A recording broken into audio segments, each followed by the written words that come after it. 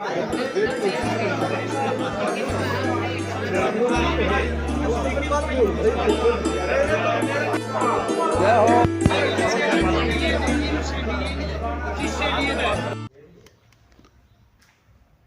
सम्मानित सदस्य यहाँ पहुंचे हैं उन सब का मैं हार्दिक अभिनंदन और स्वागत करता हूँ।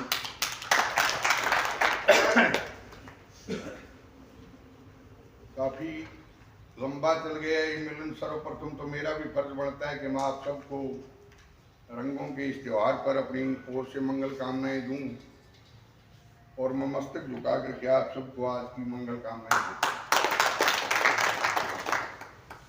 काफी लंबी बात हुई और वो बात भी मुझे भी बीच में आकर के ये कहना पड़ा था कि भाई हम राजनीतिक चर्चा भी करेंगे और मैं भी करूंगा अब ये राजनीतिक चर्चा। मेरे से पहले यहाँ भाई रामफल जी ने काफी विस्तृत बातचीत यहाँ रखी। मैं यह बात सबसे पहले रामफलाई बात क्यों कहूँ, हमें दो रे साडू सा भाई,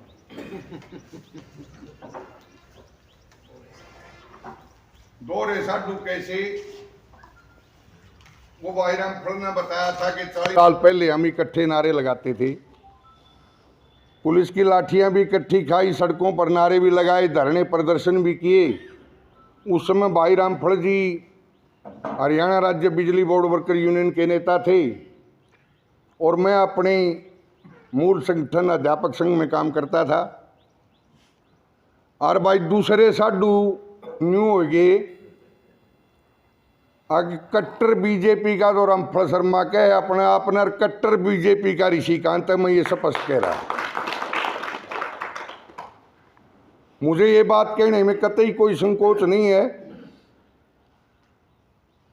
मैं इस मंच से कम किसी का विरोधी नहीं हूं। क्यों नहीं हूं कि मैंने यहां किसी भी साथी को, किसी रिश्तेदार को, किसी मिलने वाले को, किसी मित्र को ये शर्त लगा करके यहाँ नहीं बुलाया कि आप भारतीय जनता पार्टी के हैं, कांग्रेस के हैं या किसी अन्य दल के। और जो यहाँ पहुँचे हैं वो मेरे लिए सभी सम्मानित हैं, सभी को अपनी बात कहने का हक है। अपने देवेंद्र जी जो जुलाना के प्रधान हैं, उन्होंने 2 दिन पहले की बात कही। गया था मैं जुलाना 2-3 साथियों के साथ और जुलाना की कमेटी में आदरणीय त्रिलोकी राम जी यहाँ बैठे हैं, ओम प्रकाश जी बैठे हैं, रामेर जी बैठे हैं, कई साथी वहाँ पर थे। वहाँ पर भी विस्तृत बातचीत हुई थी। वहाँ ये भी चर्चा चली थी कि कई आदमी टिकट मांग रहे हैं। मैं एक बात तो ये स्पष्ट कर रहा हूं कि मैं टिकट नहीं मांग रहा हूं। पार्टी का वफादार कार्यकर्ता हूं, पार्टी का कार्यकर्ता हूं। पार्टी कहेगी चुनाव लड़ूंगा, अवश्य लड़ूंगा।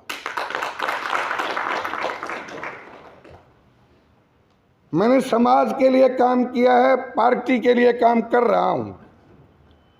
पार्टी इस बात के योग्य समझेगी कि इसको चुनाव लड़वाया जाना चाहिए और किस हल्के से लड़वाया जाना चाहिए। जहां से पार्टी कहेगी वहीं से लड़ूंगा। मेरी इच्छा पार्टी पूछेगी तो जुलाना मेरी प्राथमिकता है।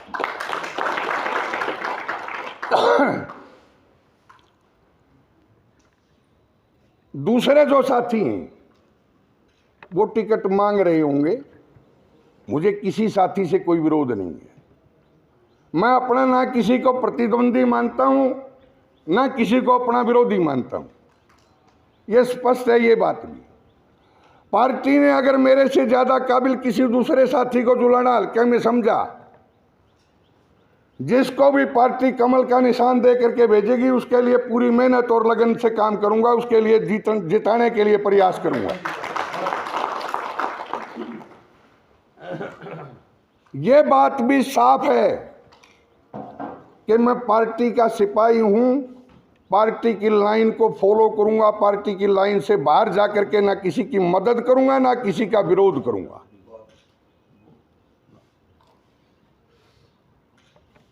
आप लोग जो आए हो, मैं कोई विस्तृत बात किसी संदर्भ में करूं, कांग्रेस पार्टी ने 1947 से लेकर के आज तक क्या दिया है। मेरे से समझदार साथी बहुत बैठे हैं, आज जय किशन जी बैठे हैं, मेरे सीनियर हैं, हेडमास्टर रिटायर हुए हैं, शास्त्री फूल कुमार जी बैठे हैं, भाई बनारसी जी बैठे हैं। 70 साल के इतिहास में कांग्रेस पार्टी ने क्या दिया है। और एक और बात मैं कहना चाहता हूं आपको, एक बात तो दे दी, एक बात दी है, वो बताऊं क्या दी है। जो भाई रामफल जी कह रहे थे यहां खड़े होकर के,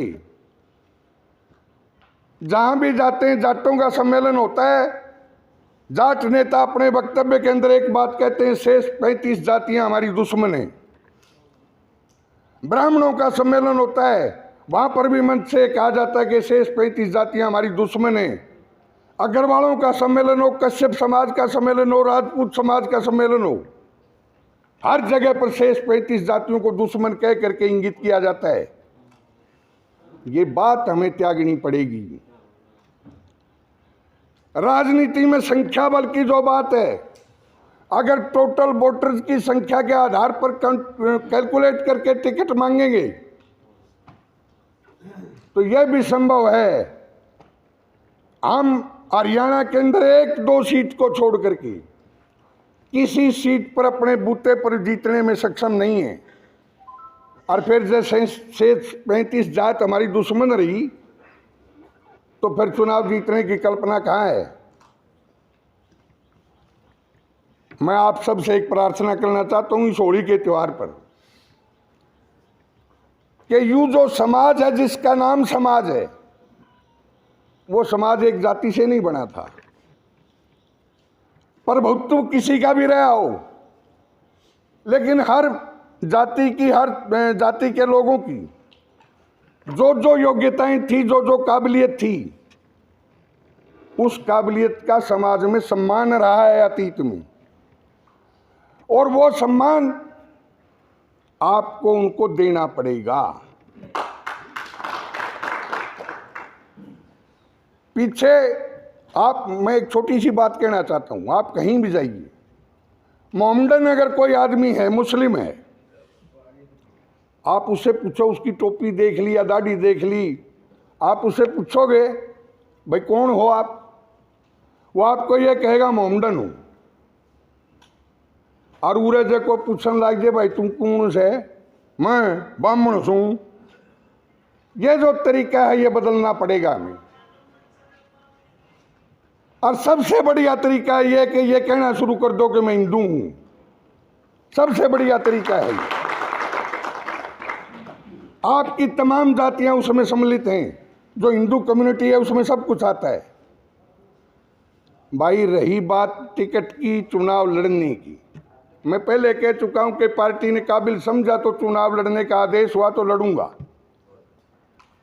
मैं यह विश्वास आपको दिलाता हूं कि जो दूसरे भाई भारतीय जनता पार्टी की टिकट मांग रहे हैं, भारतीय जनता पार्टी की उम्मीदवारी मांग रहे हैं, मैं उन साथियों को आपके माध्यम से एक बात कहना चाहता हूं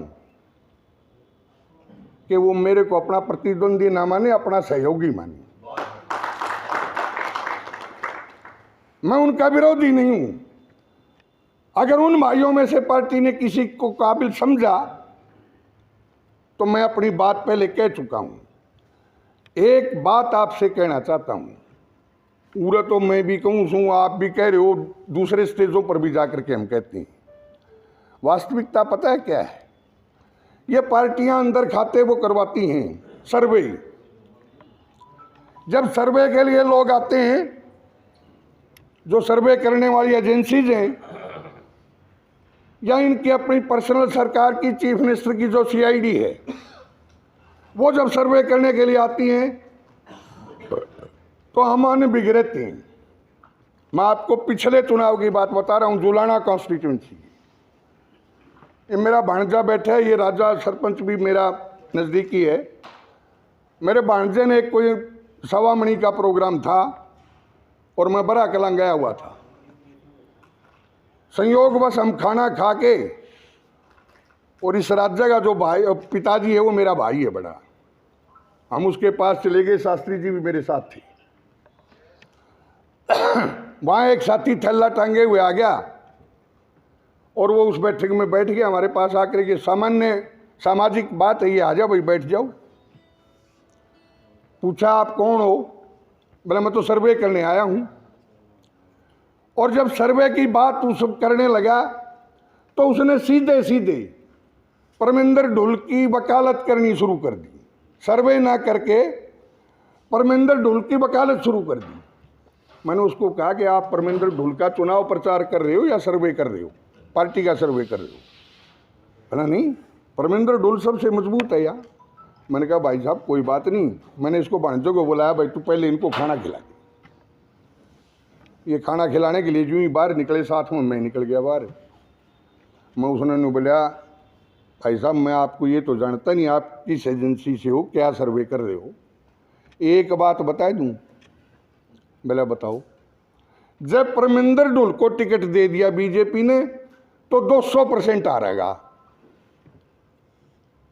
बोला आप कैसे कहते हो? मैं भाई मैंने तो मेरी बात बता दी कि सर्वे में आपकी मर्जी, आप जो भेज दो। और वो सर्वे आपकी आंखों के सामने। सर्वे तो ये था कि मुख्यमंत्री महोदय ने पार्टी में शामिल करने से पहले ये तय कर लिया था कि टिकट परमिंदर के साथ सेटिंग हो चुकी थी कि टिकट इसको देना है और इससे ज्यादा मजबूत कोई आदमी नहीं है। परमिंदर ढुल के बारे में जो बीजेपी का वोट बैंक है, उस वोट बैंक में परमिंदर की क्या छवि है, ये पार्टी ने आकलन बिल्कुल नहीं किया। मैं पार्टी के कार्य पर भी कोई नुक्ताचीनी नहीं कर रहा हूं और ना उसके कार्य की समीक्षा करने का अधिकार मुझे है। मैं केवल ये कह रहा हूं कि 70 साल में कांग्रेस पार्टी ने तो केवल हमें लड़ाया है और आज भी लड़ा रही है। मैं दावे के साथ कहता हूं ये बात, अगर कोई बहस का मुद्दा आएगा तब बताऊंगा, कोई बहस के लिए कोई मंच होगा तो वहां बता दूंगा कैसे कैसे लड़ा रही है। मैं तो केवल आपसे ये बात कहना चाहता हूं, सर्वे करने वाली टीमें आपके बीच में आई। अगर आपको ये लगता है कि जो कैंडिडेट दूसरे 5-4 साथी मांग रहे हैं, आप में उनमें से कोई योग्य लगता है, आप उसका सर्वे में कहिए, कोई आपत्ति नहीं मुझे। मेरा कोई विरोधी नहीं है, मैं किसी को प्रतिद्वंदी नहीं मानता। एक प्रार्थना आपसे मौजूदा समय में कर रहा हूं, पार्टी मुझे आदेश करेगी उस दिन अपने लिए भी हाथ जोड़ूंगा। आज हाथ जोड़ रहा हूं आपके सामने क्योंकि बिल्कुल सिर पर है पार्लियामेंट चुनाव। मुझे नहीं पता पार्टी किसको टिकट देगी। पार्टी जिसको टिकट दे करके कमल का निशान दे करके भेजती है वो इधर योगेश्वर दत्त और कोई और बशेश्वर दत्त, जो भी कमल का निशान लेकर के आता है, मेरी आपसे हाथ जोड़ के प्रार्थना है कि आप उसका मतदान में उसका समर्थन करें, उसको वोट दें और भारतीय जनता पार्टी को ही कामयाब बनाएं। मैं भारतीय जनता पार्टी का साधारण कार्यकर्ता हूं, इसलिए भाजपा की बात कर रहा हूं। किसी साथी को यहाँ जैसे आई है बात एक, किसी साथी को अगर ये बात चुभी है, हो सकता है वो वैचारिक तौर पर कांग्रेस से जुड़ा हो, उससे क्षमा प्रार्थी। आप सबके लिए आपके सुखद जीवन की प्रार्थना करते हुए एक प्रार्थना ये करूंगा कि छोटा सा जलपान का आयोजन है, सभी साथी जलपान लेकर के जाएंगे। धन्यवाद। भारत माता की जय हो। भारत माता की जय हो। भारत माता की जय हो। वंदे मातरम, वंदे मातरम, वंदे मातरम। भगवान परशुराम की जय हो। भगवान परशुराम की जयकारा वीर बजरंगी। हर हर महादेव। ओम जो हो शांतिरंतरिक्षं शांति पृथ्वी शांतिरापः शांतिरौषधयः शांति वनस्पतयः शांतिर्विश्वे देवाः शांति ब्रह्म शांति सर्वगं शांति शांतिरेव शांति सामा शांतिरेव शांतिर्भवतु सर्वे भवन्तु सुखिनः सर्वे सन्तु निरामया सर्वे भद्राणि पश्यन्तु मा कश्चित् दुःखभाग् भवेत्। जय हो। जी प्रधान जी, किस प्रकार का क्या आयोजन किया आप लोगों ने? ये तो जी होली मिलन समारोह है और इस समारोह में प्रदेश की जो वर्तमान राजनीति है उस पर भी हमने खुली चर्चा की है, क्योंकि लोकसभा के चुनाव जो वो सिर पर हैं, चुनाव की घोषणा हो चुकी है और चुनाव की घोषणा के साथ उम्मीदवारों की घोषणा भी शुरू हो गई है। तो हमने खुले तौर पर ये भी डिस्कस किया है कि भाई हमारी रणनीति लोकसभा चुनाव में क्या हो, और उसमें हमने साफ तौर पर कहा है कि भारतीय जनता पार्टी के अतिरिक्त और नरेंद्र मोदी के अतिरिक्त और कोई विकल्प इस देश के पास नहीं है और हम एकजुट होकर के भारतीय जनता पार्टी की मदद करेंगे। तो होली मिलन कार्यक्रम भी आयोजन किया है आप लोगों ने? जी हाँ जी। और भविष्य की क्या और आपकी रणनीति है, किस प्रकार से फिलहाल समाज को ऊंचा उठाने की और राजनीतिक परिप्रेक्ष्य में क्या और रणनीति बनाई है आप लोगों ने? मैं पहले से एक ऐसी संस्था से जुड़ा हुआ हूँ जो संस्था प्रदेश के अंदर संस्कृत और संस्कृति के प्रचार प्रसार में लगी है, श्री ब्राह्मण संस्कृत महाविद्यालय रामराय। उसके माध्यम से हम संस्कृति को बचाने के लिए, संस्कृत को बचाने के लिए और अपने नौजवानों को संस्कार देने के लिए पहले से प्रयासरत हैं और वर्तमान में भी हमारी संस्था इस ओर अग्रसर है। मौजूदा हालात के अंदर हमने उन संस्कारित बच्चों से ये आह्वान किया है कि आप आइए और भारतीय जनता पार्टी की मदद कीजिए। आपका पूरा नाम सर? मेरा नाम ऋषिकांत, मास्टर ऋषिकांत। पद आपके पास रामराय में मैं मौजूदा कमेटी में प्रधान हूँ और पहले भी मैं विभिन्न संगठनों में, अध्यापक संघ में मैंने काम किया, अध्यापक संघ का स्टेट का प्रेसिडेंट रहा हूँ।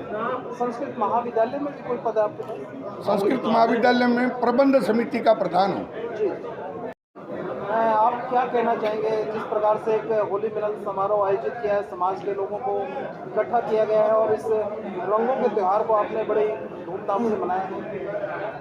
इस होली मिलन के पावन पर्व पर हमने सभी साथियों से यही निवेदन किया है कि वो आपसी भेदभाव को भूल करके, ऊंच नीच को भूल करके, जाति भेद को भूल करके अपने आप को हिंदू समझते हुए निर्व्यसन होकर के अपने पुराने जो गंदे रीति रिवाज उनको छोड़ करके आगे बढ़ें। और आज जैसा कि आगे लोकसभा का चुनाव आ रहा है, टिकटें मिलने वाली हैं, विधानसभा का 6 महीने के बाद फिर होने वाला है, जो भारतीय जनता पार्टी के प्रत्याशी आते हैं हम उनको सहायता करें, सहयोग करें, मदद करें। और ऋषिकांत जी को यदि हमारा प्रत्याशी बना जाता है जुलाना हल्के का या फिर सोनीपत हल्के का, हम तन मन धन से इनका सहयोग करेंगे।